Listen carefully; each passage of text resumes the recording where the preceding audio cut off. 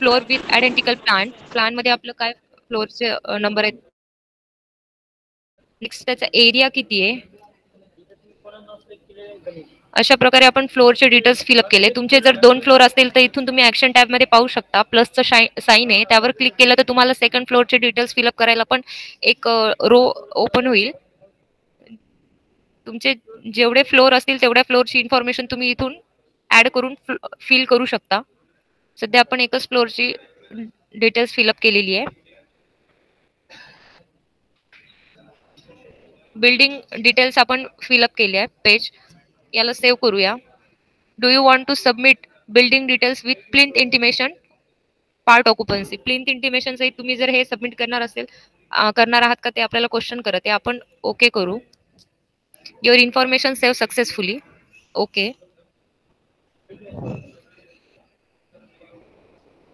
आपण जे काही बिल्डिंगचे डिटेल्स फिलअप केले ते आपण इथून व्ह्यू बिल्डिंग डिटेल्स मध्ये केल्यानंतर आपल्याला तो एक पेज ओपन होईल. त्यामध्ये आपण जे काही डिटेल्स फिलअप केलेले ते सर्व रिफ्लेक्ट होतील. बिल्डिंगची हाईट आपण काय टाकलं होतं, मार्जिन काय टाकली होती ते सर्व या फॉर्म मध्ये दिसत आहे. पेज तुमच्या जर 2 बिल्डिंग असतील त्यासाठी हे परत पेज ओपन झालंय. आपण एका बिल्डिंगच्या डिटेल्स इथे फिलअप केल्या. तुमचं जर बिल्डिंग बी पण असेल तर इथून परत तुम्ही बिल्डिंग बी चे डिटेल्स फिलअप करू शकता. पेज सेव्ह करू शकता. त्याचप्रमाणे इथे तुम्हाला लिस्ट शो होईल. बिल्डिंग बी चे डिटेल्स तुम्हाला इथून व्ह्यू होतील. आपण सध्या एकच बिल्डिंग आहे तर एकाच बिल्डिंगचे डिटेल्स फिलअप केले. नेक्स्ट करू आपण.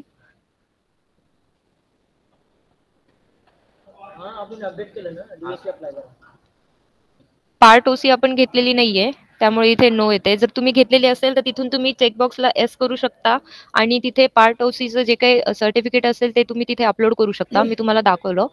आपण नेक्स्ट करू.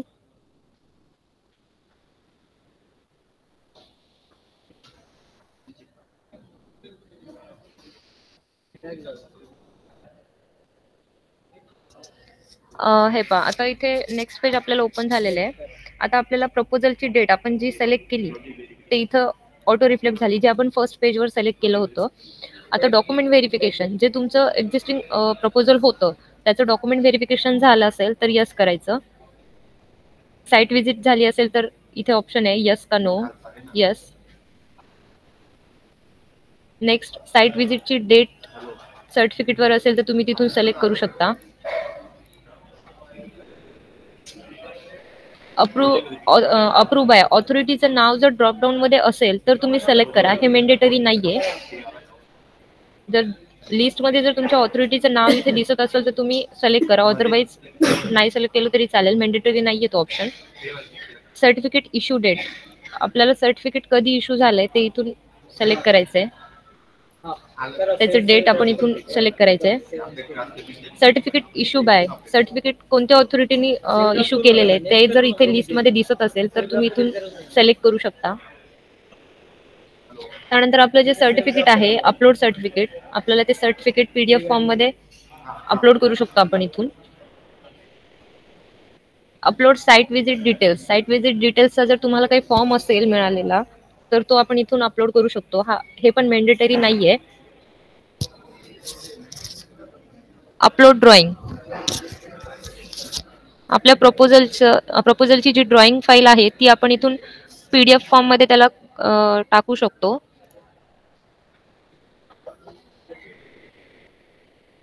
सर्टिफिकेट नंबर, अप्रूव्ह झालेल्या सर्टिफिकेटचा जो काही नंबर असेल तो इथे तुम्हाला टाकायचा आहे. स्क्रुटनी रिपोर्टचा जर तुम्हाला डॉक्युमेंट मिळालेला असेल तर तुम्ही इथून स्क्रुटनी रिपोर्ट पण अपलोड करू शकता. नेक्स्ट आपल्याला विचारत आहे अपलोड ड्रॉइंग शीट साईज, आपली ड्रॉइंगची जी काही शीट ची साईज असेल ते आपल्याला इथून सिलेक्ट करायचंय. मी A1 करते, तुम्ही A2 A0 जे तुमची ड्रॉइंगची साईज असेल ते तुम्ही इथून सिलेक्ट करू शकता. Is renewal taken for this proposal, याचं रिन्युअल घेतलेलं आहे का तुम्ही, इथून आपण सिलेक्ट करू शकतो.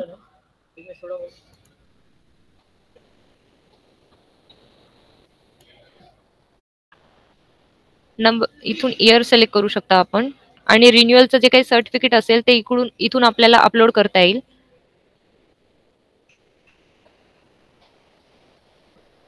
सर्व्हिस डाटा बऱ्याच वेळा या रिलेटेड पण तिकीट येत असतं. सर्व्हिस डाटा एंट्री करतात आणि त्यानंतर परत डायरेक्ट रिवाईजसाठी आम्हाला प्रपोजल दिसत नाहीये, असे बरेच इश्यू येतात. तर तुम्ही तुमची बिल्डिंग परमिशनची जी काही जुनं प्रपोजल आहे त्याची डेट चेक करत चला. त्याच्या व्हॅलिडिटी इथे UDCPR मध्ये आहेत सध्या. तर रिन्युअल बिल्डिंग परमिशन जर तुम्ही घेतलेलं असेल तर पुढे तुम्हाला प्रपोजल दिसेल, अदरवाईज ते दिसणार नाही. भरपूर जुने जुने प्रपोजल येतात, त्यात तुमचे रिन्युअल घेतलेलं पण नसतं. इथे सर्व्हिस डाटा एंट्री करताना ते नो असतं, त्यामुळे ते प्रपोजल तुम्हाला पुढे दिसत नाही. त्यामुळे तुम्ही ना तुमच्या बिल्डिंग परमिशनचे अप्रूव्हची जे इयर आहे ते चेक करा. त्याच्यानुसार तुम्ही तुम्हाला जे नेक्स्ट ऍक्शन घ्यायचे त्यानुसार तुम्ही घेऊ शकता. मल्टिपल सर्टिफिकेट जर काही असतील तुमचे ऑर्डर, तर ते तुम्ही इथून अपलोड करू शकता. आपण सेव्ह करू हे डाटा.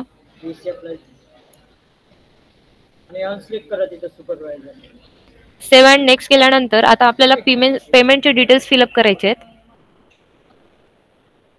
इथे आपण ऑनलाईन मध्ये सुद्धा आपण चेक तुम्ही पहा, स्क्रुटनी पेमेंट म्हणजे प्री पेमेंट आणि पोस्ट पेमेंट असे 2 पेमेंट भरत असतो आपण. आता सध्या आपण इथे एक्झिस्टिंगचे पण तसेच पेमेंटचे पण डिटेल्स फिलअप करणार आहे. तर प्री पेमेंट टाईप सध्या आपण प्री पेमेंट चे डिटेल्स फिलअप करू. पेमेंट ऍप्लिकेबल आहे, आपण येस करू. पेमेंट व्हेरीफाय बाय पेमेंट, तुमचं ते पेमेंट तेव्हा कोणी व्हेरीफाय केलंय त्या ऑथॉरिटीचं इथे नाव सिलेक्ट करायचंय. व्हेरीफाय झालेली डेट इथे सिलेक्ट करायची आहे. इथे टोटल अमाऊंट या टॅब मध्ये जेव्हा आपण डिटेल्स फिलअप करू त्याची टोटल अमाऊंट इथे रिफ्लेक्ट होईल. इथे ऍड रो करू आपण. ऍड रो करून चेक बॉक्सला टिक करू. नंबर 1 पेमेंट डिस्क्रिप्शन, तुमचं जे काही असेल ते पेमेंटचं डिस्क्रिप्शन आपण इथे टाकू. प्री पेमेंट मेन्शन करू इथे.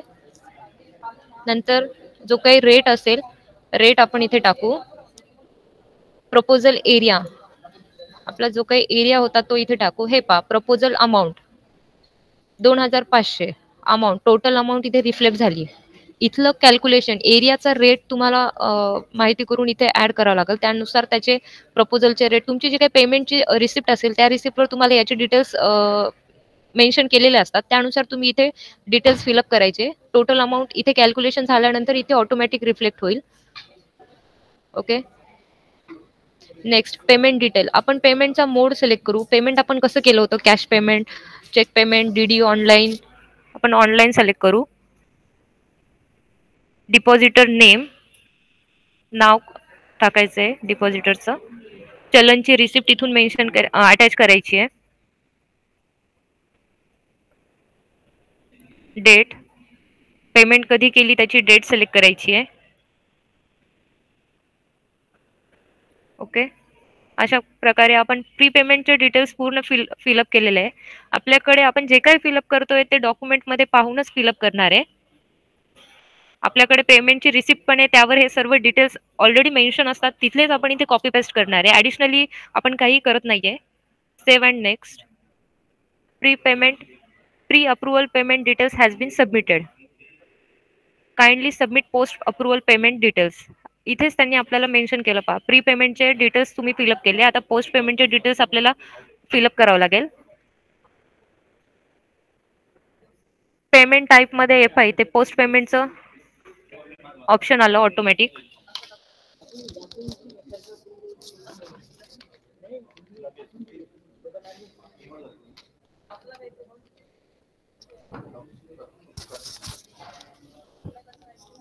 पेमेंट ऍप्लिकेबल आहोत का आपण. काही वेळा लो रिस्कचे जे काही प्रपोजल असतात त्यामध्ये पेमेंटचं टाईप म्हणजे पेमेंट स्किप होतं, त्यामुळे इथे पेमेंट ऍप्लिकेबल आहात का नाही याचा ऑप्शन क्वेश्चन इथे विचारलेला आहे. ड्रॉपडाऊन मध्ये यस नो मध्ये आपण आन्सर द्यायचंय. आपण यस करू. पेमेंट कोणी व्हेरीफाय केलं होतं त्या ऑथॉरिटीचं नाव, पोस्ट पेमेंट त्याचे नाव इथं आपण सिलेक्ट करू शकतो. व्हेरीफाईड डेट,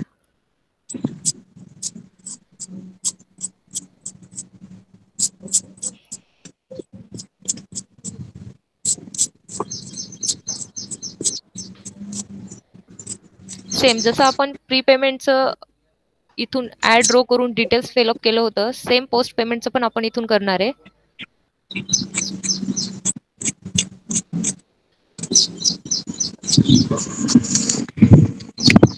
एरिया तुमचा टोटल प्रपोजल अमाऊंट इथे रिफ्लेक्ट झाली 6250. टोटल अमाऊंट मध्ये पण ती रिफ्लेक्ट झालेली आहे.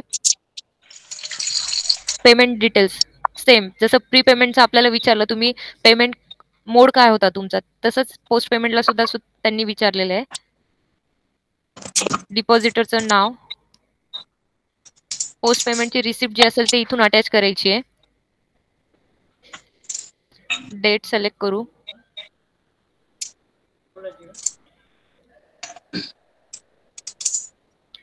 व्हेरीफाईड डेट, एक मिनिट.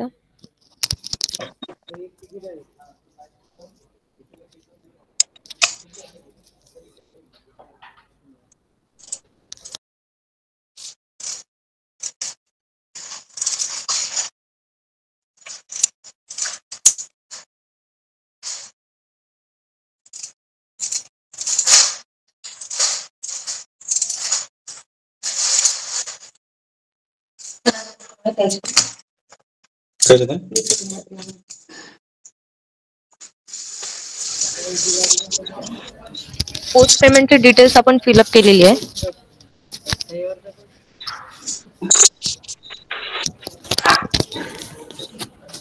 अदर डिटेल्स जर आपल्याला इथे काही तुम्ही अप्लाय केलं असेल तर इथे आपल्याला ऑप्शन दिलेले आहे. एक्झम्पशन डिटेल्स अवेलेबल असेल तर यस, त्यामध्ये आपण marginal space, parking space, floor height, other जर आपल्याला इथे काही अथर्वा खड़े सर, आपका माइक बंद करिए प्लीज.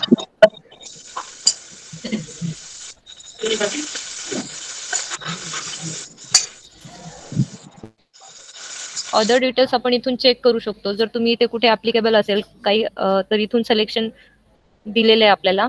सध्या आपण नो करू. Is there any relocation of reservation, relocation of reservation असेल तर यस करू शकता. त्याचे डिटेल्स आपल्याला इथे फिलअप करावं लागेल. आपण नो करू. सेम हे क्वेश्चन आपल्याला बिल्डिंग परमिशनचे आपण जे काही डिटेल्स फिलअप करतो तिथे सुद्धा आपल्याला हे असतात.